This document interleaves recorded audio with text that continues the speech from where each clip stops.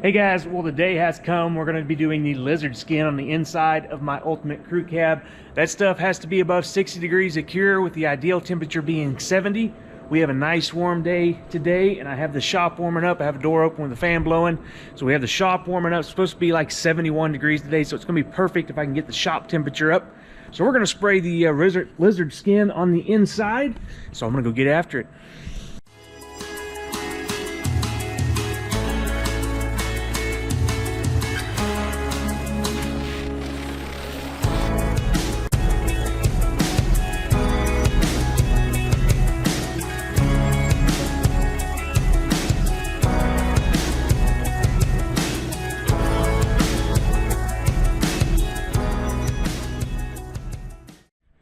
All right, guys, so lizard skin today, we're only going to do the one coat of the sound control. I think it's sound control. You do one or the other first. I'm going to look this up and tell you guys what before I do it. I'm just going off memory right now, which probably isn't the best bet because I have a lot going on up in my head, and a lot of times it gets jumbled up. That's why I always read the instructions. Don't let my head get in the way, and read instructions and make sure I'm doing it right, especially on stuff like this.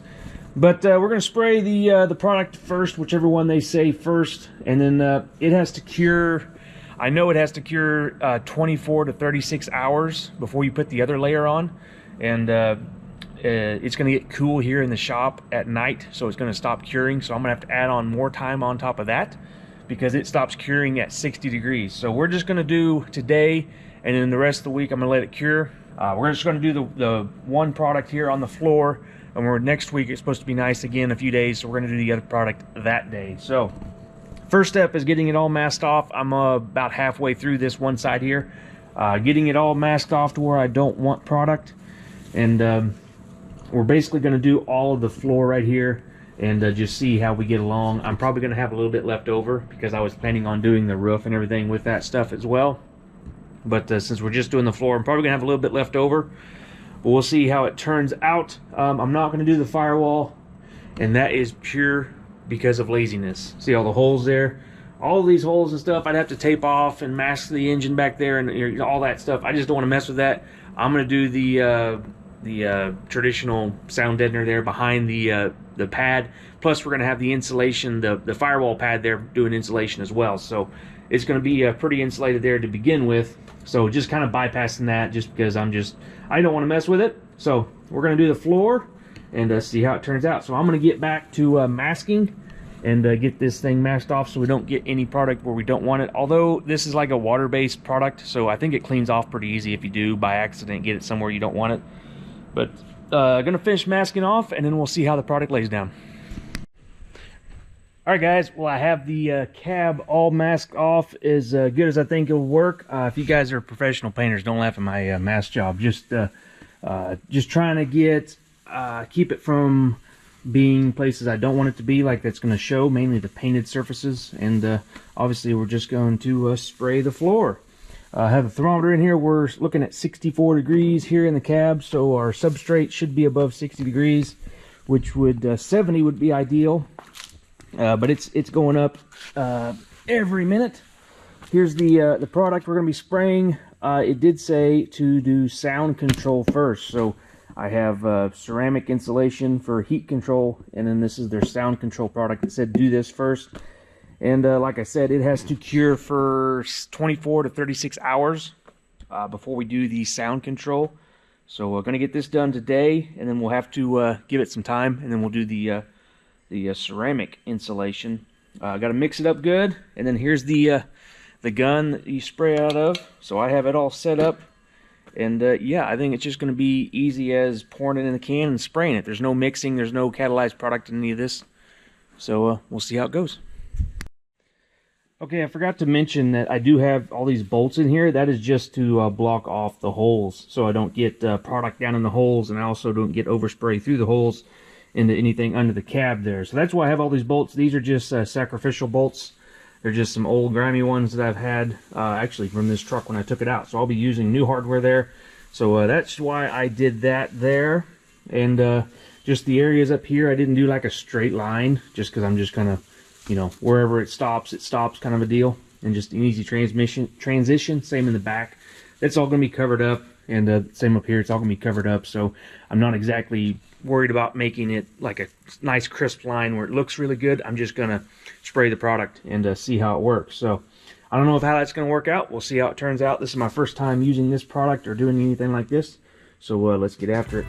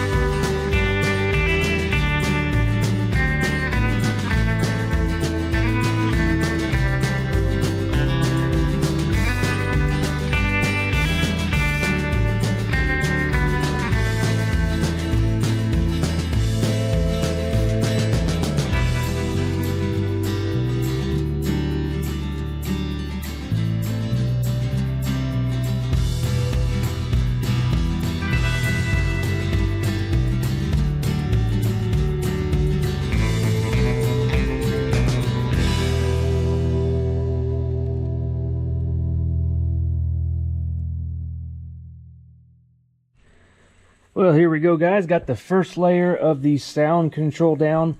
Had a few hiccups with it, or just kind of learning curves, I guess. The first major hurdle, I think, was I wasn't getting enough product down. They give you this little gauge here to test the mill thickness, and I wasn't even registering on the gauge after my first pass. So I wasn't getting enough product down, but I went back and kind of went over again after I measured it, and I think I got pretty uniform product all down everywhere.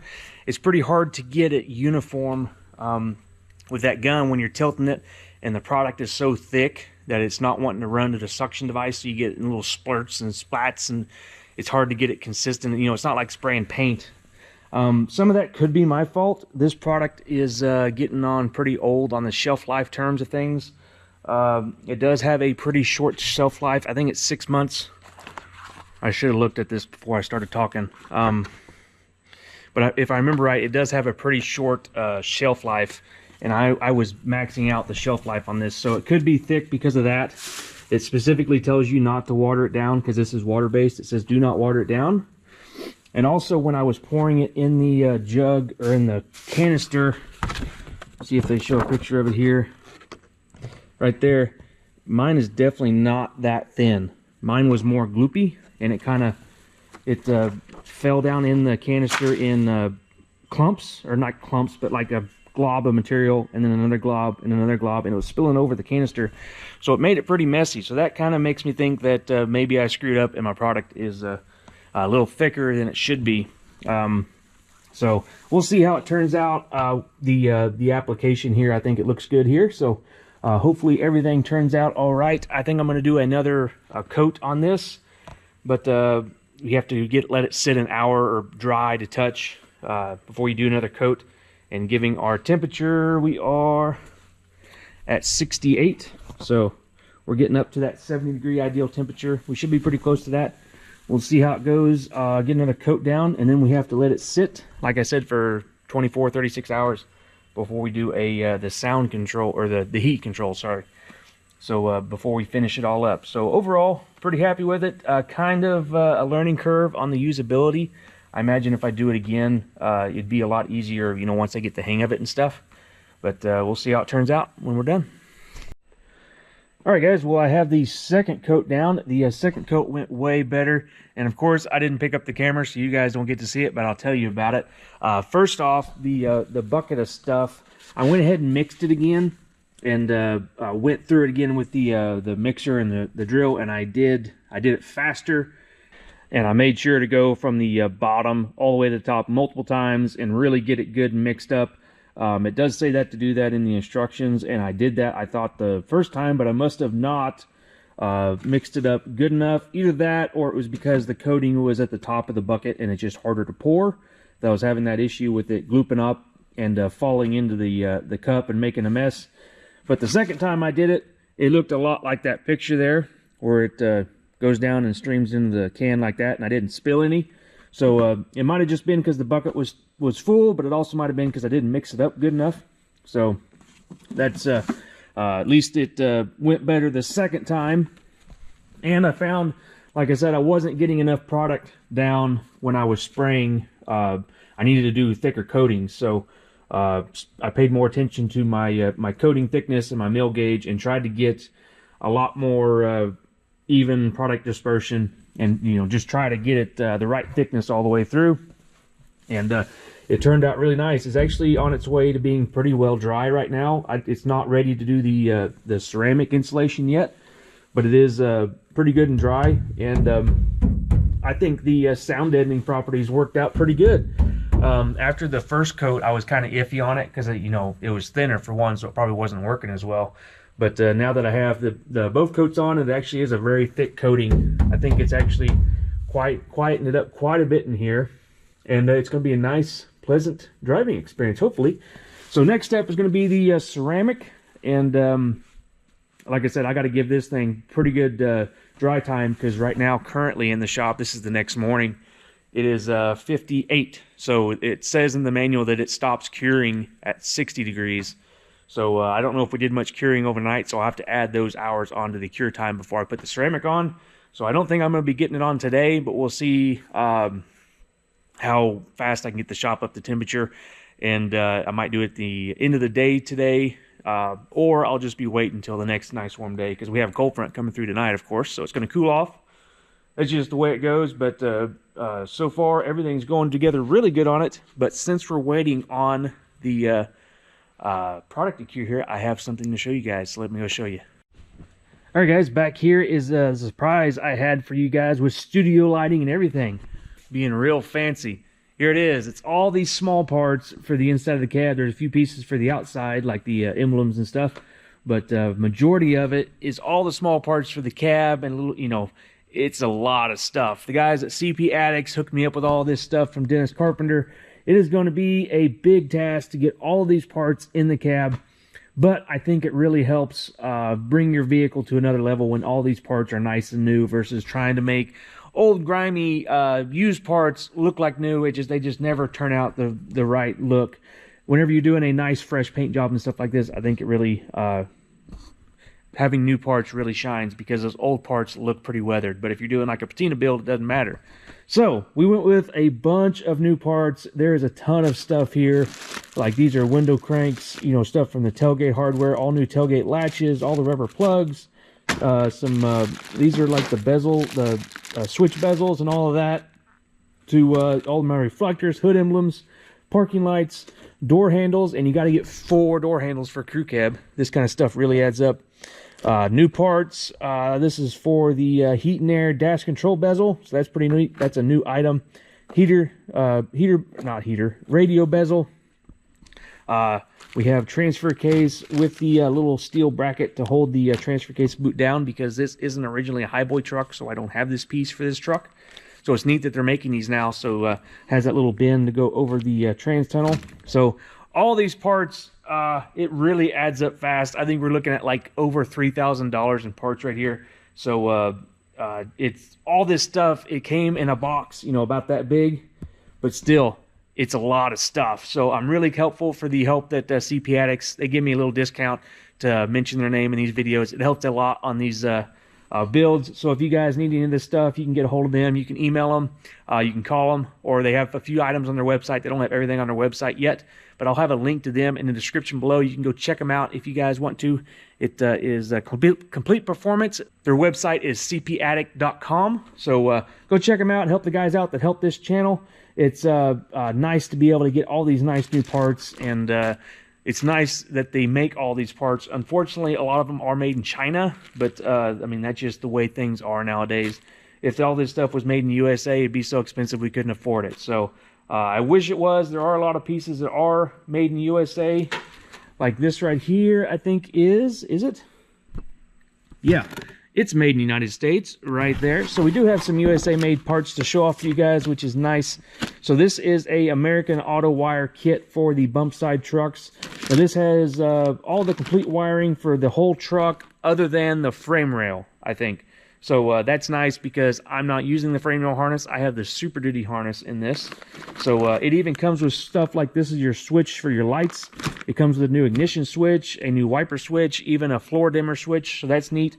Another neat thing about this is it has every single wire is labeled to what it is. It has it lasered. I don't know if it's lasered or printed or something on the wire. See, it says headlight high beam right there. That's neat because I'm going to be integrating a lot of these wires into this truck with the other systems that are already present on the truck, or that are going to be present. And if I have a stray wire or something, I can look at that and see exactly what it goes to and know, and not have to trace it all the way back to where it came from, or look at the wiring diagram. And I just look at the wire and it has the name right on it. So that's the main reason why I got this kit. I mean, another main reason is it's just updating the stuff.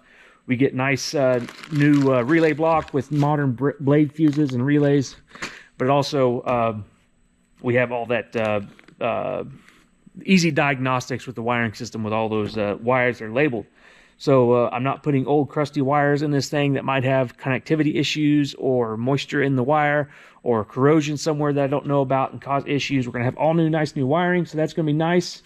It's going to be a pain to install because it's not going to have all the loom, everything where it needs, all the clips and everything where it needs to be. It's going to be just bare wires that I have to make all the looms and everything for.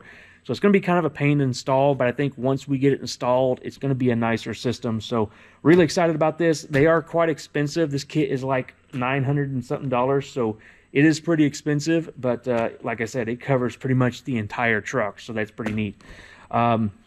Another neat item I'm trying out on the wiring. This is just me. I saw this and thought I would try it. It is the taillight crossover harness for a 61 to 66 Ford truck.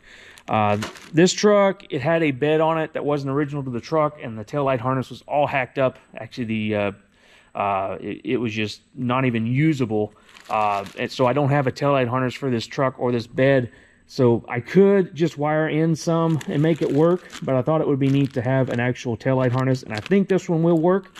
The only thing that might be different is the plug that goes to the frame rail harness, but since I'm not using the bump side frame rail harness, I have to splice onto that anyway. So I think we'll see if it'll work, if it'll reach.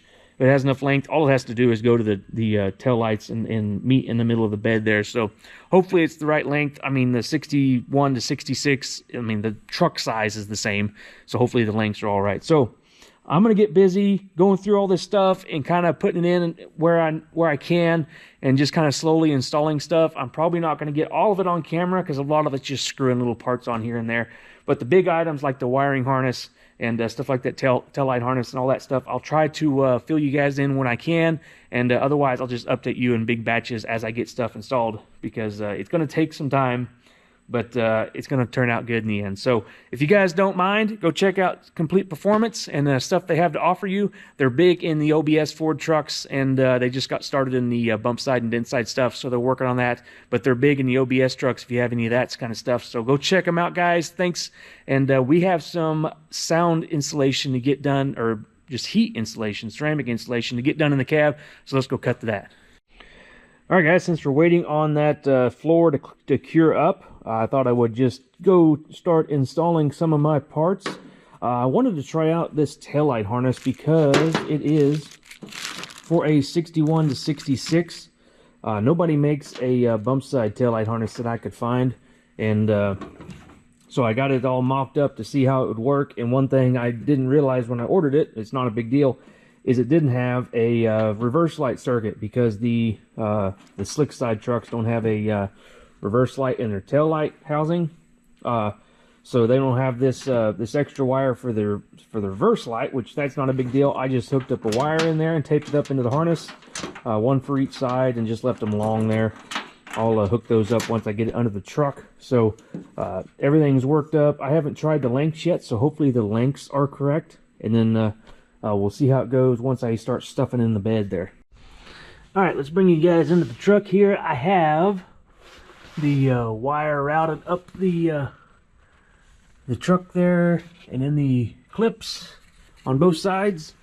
So that worked really nice. There you can see that one there. It worked fantastic as far as the lengths go. Here's the split end, or the spliced end, and here's where it would connect to the factory frame harness right here. But I have the Super Duty harness right here, kind of stripped down to the wires I need, and I'm actually going to be using the trailer plug wires to run both the tail lights and the trailer plug. So they were a heavier gauge wire. I figured that would be a safe bet. Instead of running two separate wires for the tail lights and the trailer plug, we'll just run these heavier wires, and I'll wire that into the American Auto Wire kit up at the front when I install that. So all these do is just go along the frame, and they're dummied out on the other end. So we'll have to hardwire those in too. So I'll put a plug right here. I think I'll put a Waters type plug, and plug these in right here to this external extension harness. I'll cut these down, and then this will plug into my receiver hitch to my trailer plug. So that's how all that works. If you guys notice the light here on my hat, this is a Night Buddy 230-degree headlamp. This thing's pretty cool. I just got it. I've been trying it out under the truck here, and if you can tell, it works fantastic at lighting up this. So this is going to be great for filming and great for working on stuff. So like under the truck, or if I'm under a truck on the lift working on it, or if I'm under the dash working on something where light isn't that great. I struggle that a lot of times getting light where I need to, for one with filming, and two with working, because my eyes aren't that great. So this thing's going to be pretty awesome. It has a sensor on the side. I can shut it off with my hand and turn it back on. Works really cool. I'm going to be trying it out, but I think I'm going to be ordering some more and stashing them out all around the shop so I can have several. If you guys want one as well, they have a deal going on, and if you use code matt.cubic at checkout, you get 10% off and free shipping. And I'll get a little kickback on that if you guys order one through that using that code, and I'll have a link down in the description below that will do the same. So if you guys are interested in checking these things out, use that link or use that code, and you'll get yourself a nice headlamp like this one here. So check that out, guys. We're going to go back on the installation inside the cab right now. All right, we're back at it on the crew cab. Going to finish up our lizard skin application on the floor of the cab. We are doing their ceramic insulation today. It's the sound deadener is all cured up and ready to go for the coat of the ceramic. So gonna get that coated up today. Hopefully 2 coats. I'll have time to do 2 coats hopefully, so then it can be curing, get nice and cured before I do anything on the inside.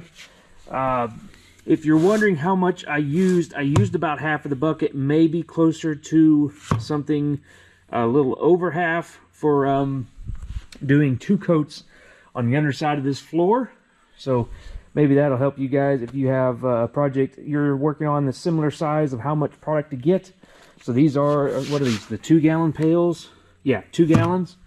So hopefully I'll use about the same. One thing I noticed about these 2 products is the ceramic is way lighter.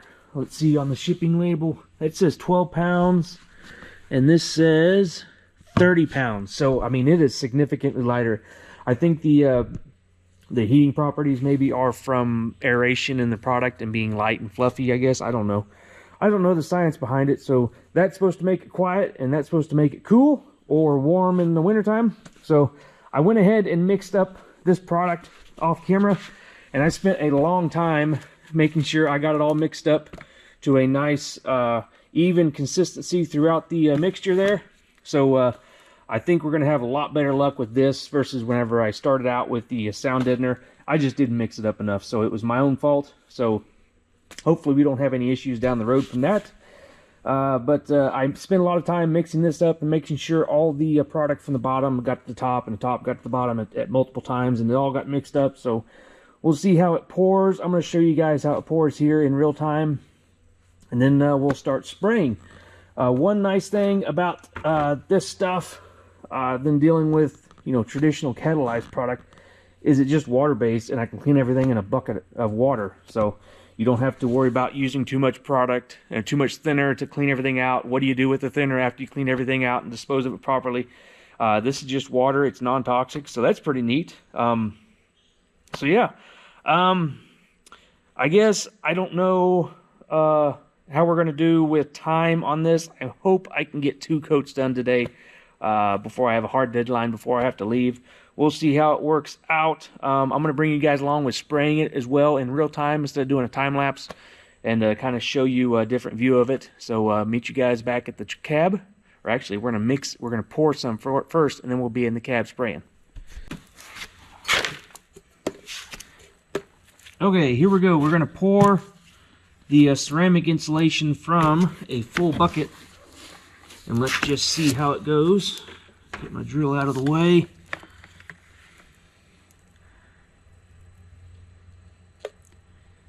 Oh yeah, much better. Of course, this is a different product, but that is going very good.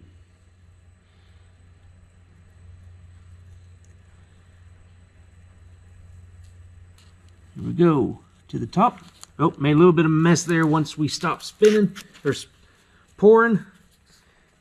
Talked a little bit too soon. Got a little bit of a mess. That's no big deal. This stuff cleans up pretty easy.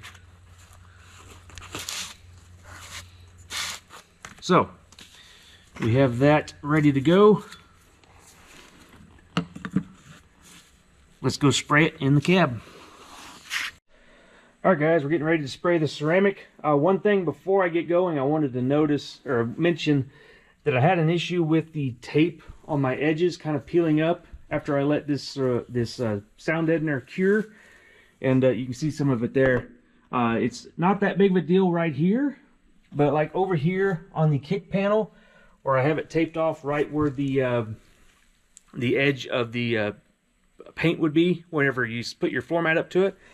I don't want that. Definitely don't want this product being applied there. So I had to go back and push that tape down. So just be aware of that. I don't know if it's because the tape got kind of wet because this is a water-based product, or if it just something with the product itself curing that's causing it to pick up right there. But just something to mention if you guys are doing this, just something to be aware of, to check before you start spraying another coat down. So I'm gonna get the ceramic spray down. One nice thing about this stuff is it's lighter and it's easier to hold the gun. Like I can hold the gun with one hand. The sound deadener is actually quite heavy. So let's get going. I'm gonna work from the center and work my way out.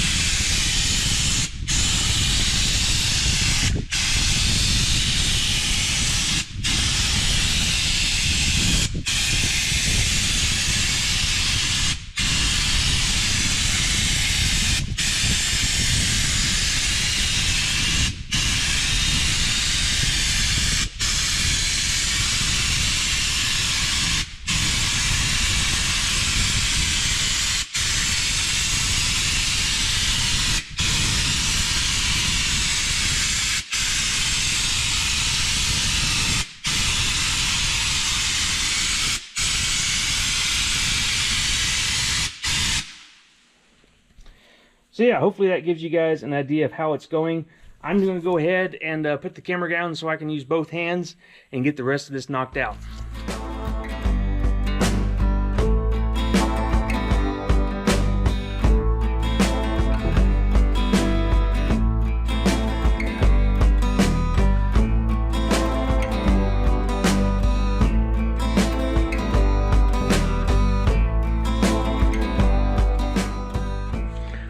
All right, second coat put down.